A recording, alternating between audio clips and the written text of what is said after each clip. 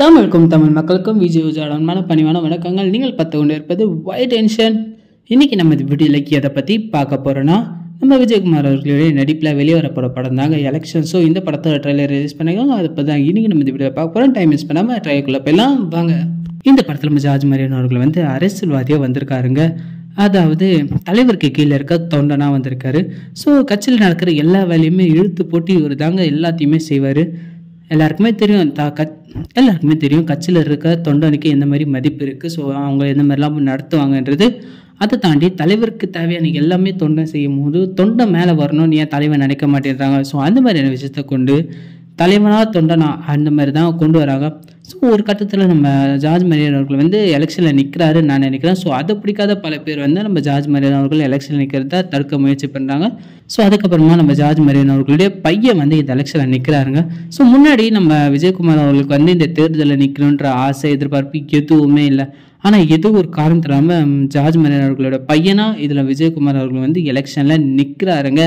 So இவரோட சின்ன என்னன்னு பார்த்தீங்கன்னா அலைபேசி, அதாவது மொபைல் ஃபோனில் தாங்க நிற்கிறாரு.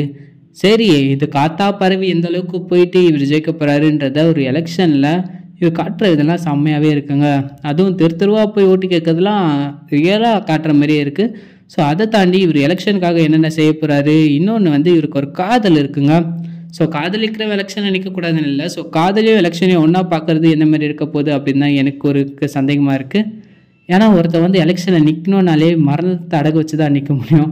ஏன்னா ஜெயிச்சாலும் தொட்டாலும் எதிரில் இருக்கவன் எப்படி குத்துவானே தெரியாது. ஸோ அது மட்டும் இல்லாமல் நம்ம கூடவே இருக்கவன் எப்படி குத்துவானு கூட தெரியாதுங்க. ஏன்னா நம்ம கூட இத்தனை வருஷமும் ஒருத்தவன் இருந்து மேலே வரானா அவனை பாராட்ட கூட வேணாங்க, சும்மா ஆகுது இருக்கலாம்.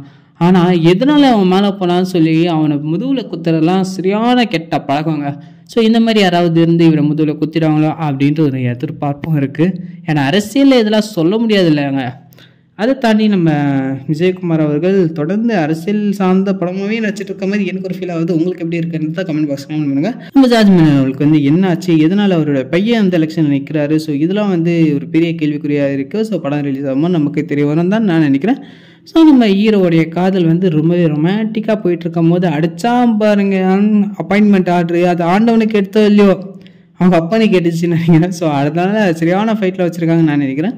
ஸோ அடிதடி கலவரத்தோடு இந்த படம் பயங்கரமாக போயிட்டுருக்கு. அரசியலில் சட்டைக்கிழியெல்லாம் சாதாரண விஷயம் தானே. ஸோ அந்த மாதிரி ஃபைட்டு எமோஷன்ஸ் இதெல்லாம் கலந்து கொடுத்துருக்காங்க. ஸோ நம்ம கதாநாயகனுக்கு ரொமான்ஸ் ஃபேஸில் வர மாதிரி தான் தெரியல, பட் ஆக்ஷன் சீனுக்கு செட் ஆகிற மாதிரி தான் இருக்குது. ஸோ பார்ப்போம் படம் எப்படி வருதுன்ட்டு. நீங்களே சொல்லுங்கள் மக்களே, உங்களுக்கு இந்த படத்தில் ட்ரெய்லர் எப்படி இருந்தது, பிடிச்சிருக்கா பிடிக்கலையா, எந்த மாதிரி இருக்கும்னு நினைக்கிறீங்க. ஸோ உங்களுடைய கருத்துக்களை எனக்கு ரொம்பவே முக்கியம். ஸோ உங்களுடைய கருத்துக்கள் இருந்தால் கமெண்ட் பாக்ஸில் கமெண்ட் பண்ணுங்கள். அதை நான் பார்த்துட்டு அதுக்கான ரிப்ளை கண்டிப்பாக கொடுக்குறேன். ஸோ டோன்ட் வெரி, அடுத்த வாட்டி உங்களுக்காகவே அது ஒரு தனி ப்ரோக்ராமாக கூட பண்ண நான் தயாராக இருக்கேன். பட் நீங்கள் கமெண்ட் பண்ணால் அது பண்ணலாம் அப்படின்னு தான் நான் சொல்லுவேன். ஸோ இந்த வீடியோ உங்களுக்கு பிடிச்சா லைக் பண்ணி ஷேர் பண்ணுங்க, மறக்காமல் சப்ஸ்கிரைப் பண்ணுங்க, கூட பார்த்து பெல் ஐக்கனை ப்ரெஸ் பண்ணுங்கள்.